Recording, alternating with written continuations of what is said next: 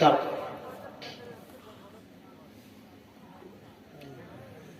বেরাদার দুই নামাজকে দুই লেবাস পরিয়ে দিয়েছেন ফাতেমা।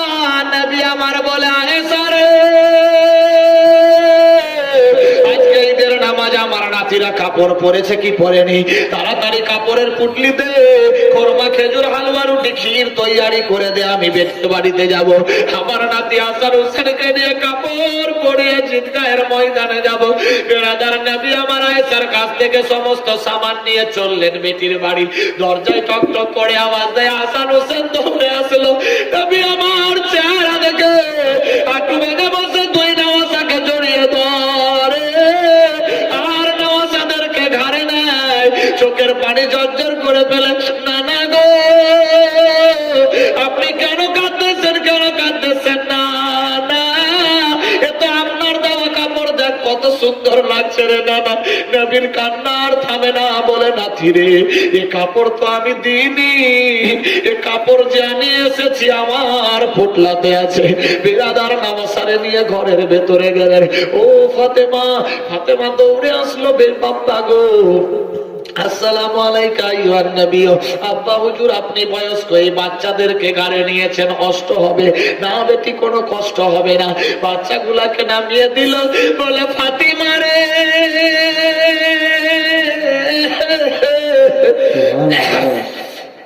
এ কাপড় তুমি কোথায় পেলা? এ আব্বা, মদিনার টেলার দিতে এসেছিল, আমি মনে ভাবলাম তুমি কাপড় সেলাই করতে দিয়েছো। না বেটি না, আমি যে কাপড় সেলাই করতে দিয়েছিলাম, আমি কাপড় সঙ্গে নিয়ে এসেছি, কোরমা, খেজুর, ক্ষীর, মাসলাম সব নিয়ে এসেছি। ফাতেমা বলে, আব্বা গো, আমি রাত্রেবেলা যখন নামাজ শেষ করে দোয়া করি, কেঁদে কেঁদে দোয়া করি, আল্লাহ আমার বাচ্চারা নতুন কাপড় চাইছে, কোথা থেকে কাপড় দেব জানি না। অচানক ওই দরজার সামনে মদিনা থেকে এক দর্জি এসে আমাকে ডাক দিল। আমি মদিনার দর্জি কাপড় এনেছি। আমি মনে ভাবলাম আমার আব্বা বুঝি দিয়ে পাঠিয়েছে। আমি দরজা খুলে দেখি লোকটা দেখতে পেলাম না। কাপড়ের পুটলি নিয়ে ঘরের মধ্যে গেলাম। আব্বা, আমার হাসান হোসেন উঠে গিয়েছে। হাসান হোসেনকে গোসল দিলাম, খাওয়ার সমস্ত খাওয়ালাম, একদম আলাদা সুগন্ধি, আলাদা টেস্টিং, আলাদা খুশবু, মার্কা, চেহারা, সমস্ত কিছু একদম আলাদা। আব্বা হুজুর গো, আমার বেটা দুই দুই কাপড়কে হাত বাড়িয়েছে। নবী আমার বলে, ফাতিমা রে, এ কাপড় যেমন তেমন কাপড় নাই, এ খাবার যেমন তেমন খাবার নাই, আল্লাহ স্বয়ং এই দুই বাচ্চারে জান্নাতি লেবাস দিয়েছে। সুবহানাল্লাহ, সুবহানাল্লাহ। ফাতেমা, এ খাবার যেমন তেমন খাবার নয়, আল্লাহ পাক রব্বুল ইজ্জত স্বয়ং জান্নাতি লেবাস দিয়েছে, জান্নাতি খাবার দিয়েছে। ফাতেমা আব্বাকে খাবার দিচ্ছে, সেই জান্নাতি খাবার নবী মুস্তাফা বলছে, ফাতেমা এ তো জান্নাতি খাবার, এ তো যেমন তেমন খাবার নয়। বেরাদার বন্ধুগান, হাসান হোসেনের চেহারা দেখে নবী আমার চোখ দিয়ে পানি ফেলছে। ফাতেমা বলছে, আব্বা আপনি কেন কাঁদছেন, কেন কাঁদছেন? বেটি রে, আমি এই জন্য কাঁদছি, একটা প্রশ্নের অ্যান্সার এখানেই পাওয়া যাচ্ছে। কি বাবা? বলে, না বেটি, এখন তোমারে বলা যাবে না। আজকে ইমাম হাসান সবজা কাপড় পছন্দ করেছে, ইমাম হুসাইন লাল কাপড় পছন্দ করেছে, এর মধ্যে বিশাল বড় গুপ্ত রহস্য আছে রে মা। সময়ের সুযোগ হলে সব জানতে পারবে। ফাতেমা, যেদিন আমি চুম্বন দিনে গালে মুখে গর্দানে, সেদিন তুমি প্রশ্ন করেছিলে, আজকে সেই প্রশ্নের উত্তর এই কাপড়ের মধ্যে দেখা যায়।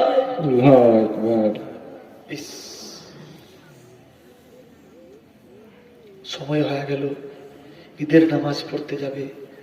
বড় বড় লোকের বেটারা সকালবেলা গোসল সেরে ক্ষীর খেয়ে মিষ্টান্ন দ্রব্য পান করে, খেজুর ইত্যাদি, নতুন নতুন পোশাক, ও হাইফাই হাইফাই পোশাক পরে, শরীরে সুগন্ধি মেখে, কেউ উটের ওপরে, কেউ ঘোড়ার ওপরে, কেউ হেঁটে হেঁটে দৌড়ে দৌড়ে যাচ্ছে হযরত ইমাম হাসান হোসেনকে দেখাবে বলে। ইস, আমার আল্লাহ বলে, বান্দা বান্দী, আমি যার সম্মান বাড়িয়ে দেব কেউ ঘটাতে পারবে না, আর যার ঘটিয়ে দেব কাউরি পা বাড়াতে পারবে না। বেশক হাসান হোসেন ছিঁড়া ছিঁড়া কাপড় পরে ঘুরে, আর তারা নাকি জান্নাতের সর্দার। ফাতেমা 70 তালি দেওয়া চাদর পরে, আর সে নাকি জান্নাতের রানী। আমরা জমিদারের বেটা, জমিদার নতুন নতুন পোশাক পরে যাব, আর হাসান হোসেন ছিঁড়া ছিঁড়া কাপড় পরে যাবে। তখনই পরিচয় হয়ে যাবে যে আমরা ভালো না তারা ভালো। হিংসুক টাইপের লোকেরা আজকেও দেখবেন চলে গেছে। নবী মুস্তাফা ঘাম ভরে বসলেন, হাঁটু ভেঙে বাচ্চা দুইকে ঘাড়ে নিলেন, চললেন ঈদগাহের দিকে। দুই কাঁধেতে বসে আছেন হোসেন ও হাসান, সুবহানাল্লাহ। দুই কাঁধেতে বসে আছেন হোসেন ও হাসান। ধীরে ধীরে চলেন নবী ঈদগাহের ময়দান, ধীরে ধীরে চলেন নবী ঈদগাহের ময়দান। দুই কাঁধেতে বসে আছেন হোসেন ও হাসান, ধীরে ধীরে চলেন নবী ঈদগাহের ময়দান, ধীরে ধীরে চলেন নবী ঈদগাহের ময়দান। কাল সকালে ঈদের নামাজ, ও গো মা জননী, এখনো কি নতুন পোশাক কিনা মোদের হয়নি? কাল সকালে ঈদের নামাজ, ও গো মা জননী, এখনো কি নতুন কাপড় কেনা মোদের হয়নি?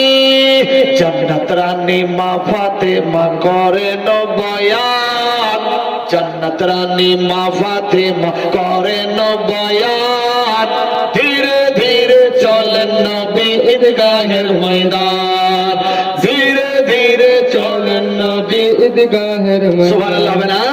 দুই কাঁধেতে বসে আছেন হোসেন ও হাসান, ধীরে ধীরে চলেন নবী ঈদগাহের ময়দান। ছোট্ট কালের কম্পিটিশন চলছে লেখালেখি, কাহার হাতের লেখা ভালো বলো মাগো দেখি। ছোট্ট বেলার কম্পিটিশন চলছে লেখালেখি, কাহার হাতের লেখা ভালো বলো মাগো দেখি।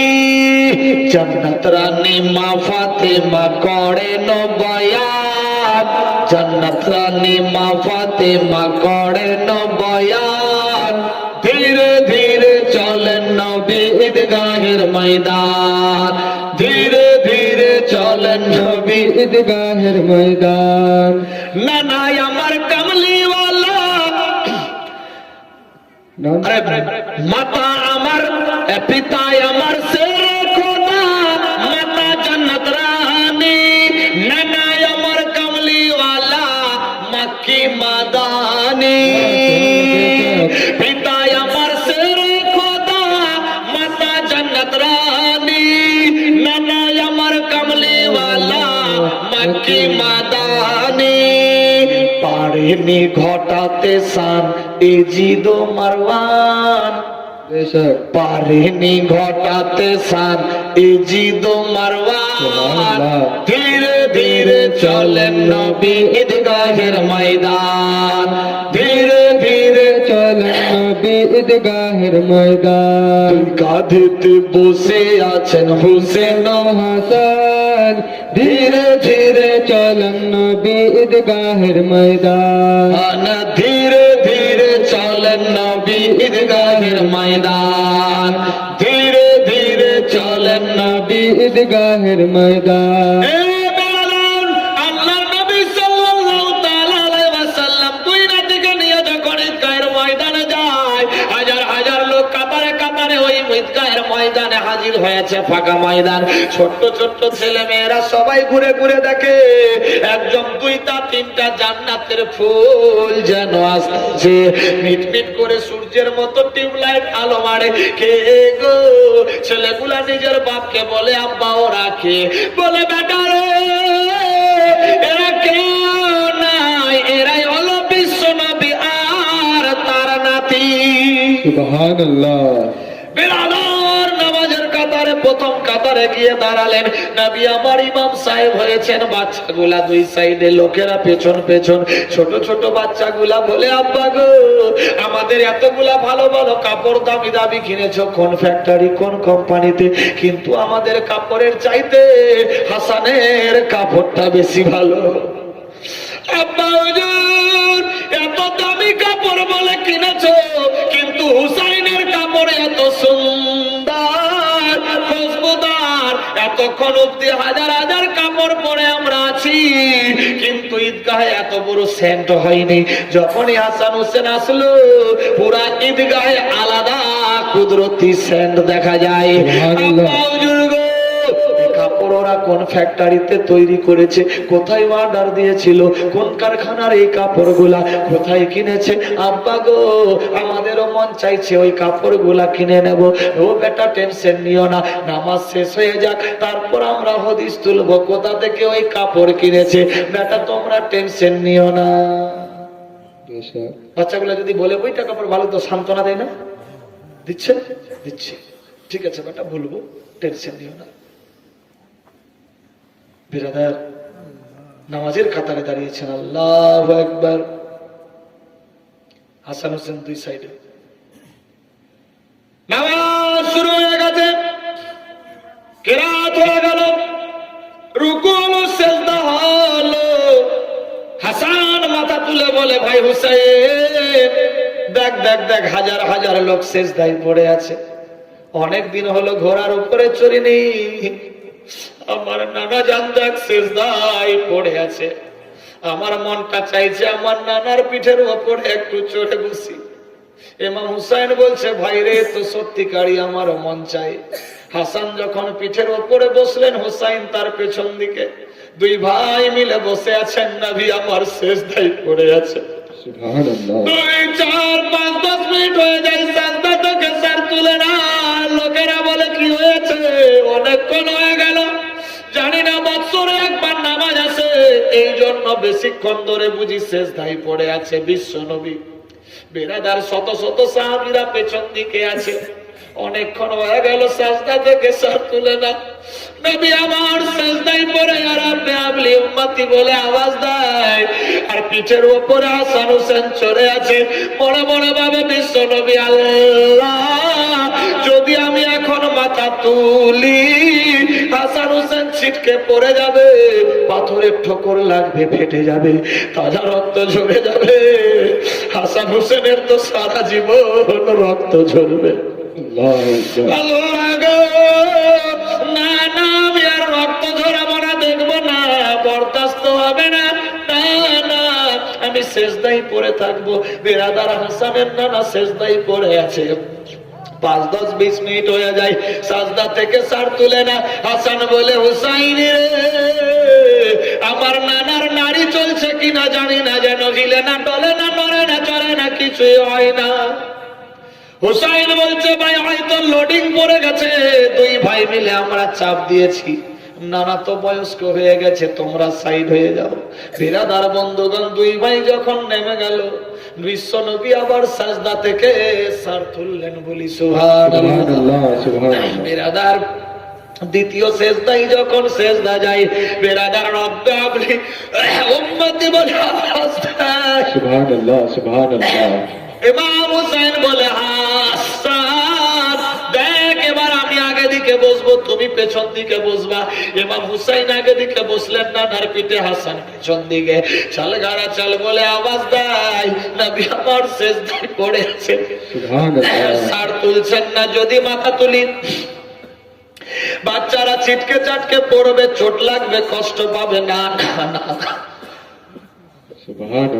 বাচ্চা গিলার শেষ জীবনে তো অনেক কষ্ট আছে, এখনই কষ্ট দিলে হবে না। বিশ্ব নবী সাজদা থেকে স্যার তুলছেন না, সাহাবীরা দেখছে অনেকক্ষণ ধরে সিজদায়, কারণ কি?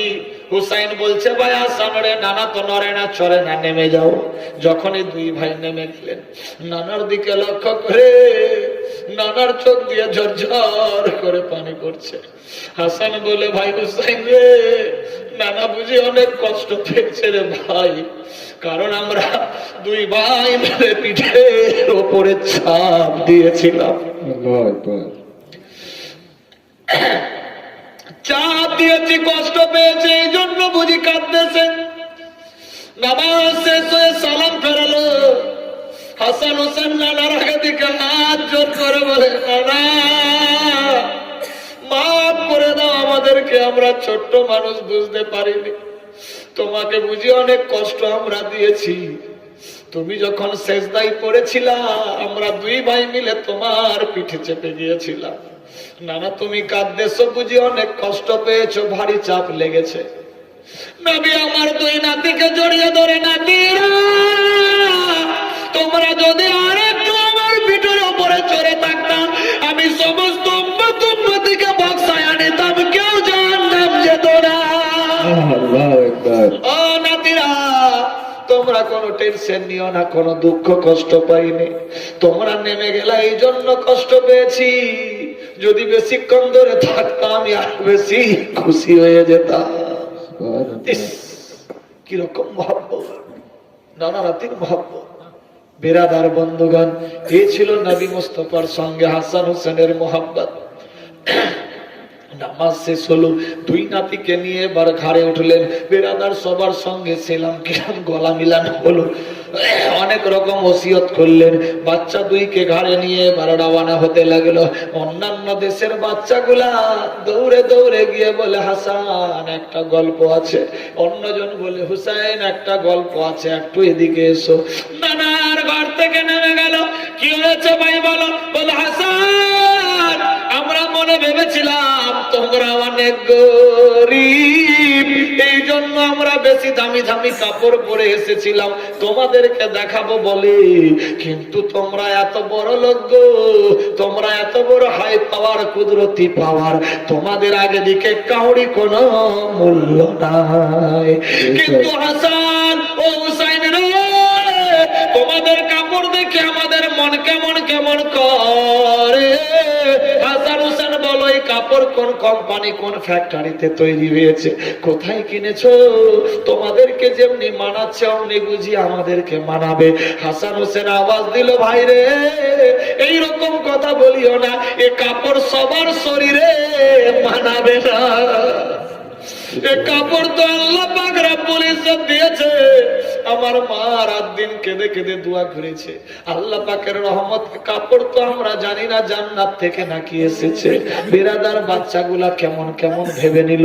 বেরাদার আল্লাহু আকবার, আল্লাহু আকবার। আল্লাহ পাক রব্বুল ইজ্জত নিজের কুদরতি পাওয়ারে নিজের তরফ থেকে জান্নাতি রেশমি কাপড় দিয়ে পাঠাতেন হাসান হোসেন ফাতেমার জন্য, জান্নাতি খাবার দিয়ে পাঠাতেন। বেরাদার দিনের পর দিন হাসান হোসেন বড় হতে লাগলো। বেরাদার এইভাবে একের পর দ্বিতীয় দিন চলে। বেরাদার একের পর দ্বিতীয় দিন চলতে চলতে আল্লাহর নবী মুস্তাফা একদিন হাঁটতে হাঁটতে কোথায় যেন যায়। হাসান হোসেন দৌড়ে দৌড়ে গিয়ে হাজির হয়ে গেল। নবী আমার দেখতে পাই হাঁটু ভেঙে বসলেন। হাসান হোসেনকে ঘাড়ে নিয়ে চলতে লাগলো মসজিদের দিকে। বেরাদার সাহাবীরা অচম্বিত, নবী গো মুস্তাকি ক্ষমা করবেন ইয়া রাসূলুল্লাহ, আমরা যদি জানতাম কোন যানবাহন পাঠিয়ে দিতাম, হাসান হোসেনকে ঘাড়ে করে নিয়ে এসেছে, হয়তো অনেক কষ্ট পেয়েছেন ইয়া রাসূলুল্লাহ, আমাদেরকে আল্লাহর ওয়াস্তে ক্ষমা করে দাও। নবী আমার বললেন, শোনো রে, আমি জিন্দা থাকতে হাসান হোসেনের জন্য কোন সাওয়ারি লাগবে না। সুবহানাল্লাহ। আমি নিজে হাসান হোসেনের সাওয়ারি। হাসান হোসেন যেখানে যাবে আমি তাদের হব ঘোড়া, তারা আমার কাঁধে বসবে, আমি তাদেরকে নিয়ে যাব। আমি জিন্দা থাকতে তাদের কোনো সাওয়ারির দরকার লাগবে না, কোনো যানবাহন লাগবে না, কোনো ঘোড়া লাগবে না, কোনো উট লাগবে না। আমি নিজেই নাতিদের জন্য সওয়ার হয়ে যাব। বেরাদার বন্ধুগণ, টেনশন নিলেন না, নাতির এত মহব্বত বাড়তে লাগিল।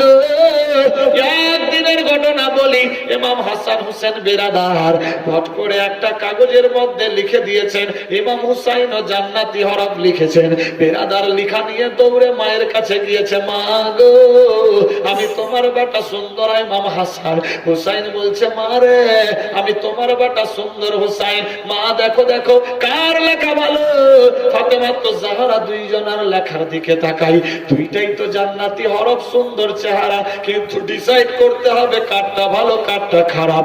আমি কার ভালো বলবো কার খারাপ? মাগো এ দুইজনেরই লেখা তো একদম অতি উত্তম সুন্দর জান্নাতি হরা। সুবহানাল্লাহ। এ বেটা হাসান হুসাইন, আমার দাঁড়াতে হবে না, যাও যা, তোমার আব্বাজান মসজিদে নামাজ পড়তে গিয়েছে, তোমার আব্বাজানকে গিয়ে বলো তোমার আব্বাজান ছাড়াই বিস্কিট কেউ বলতে পারবে না।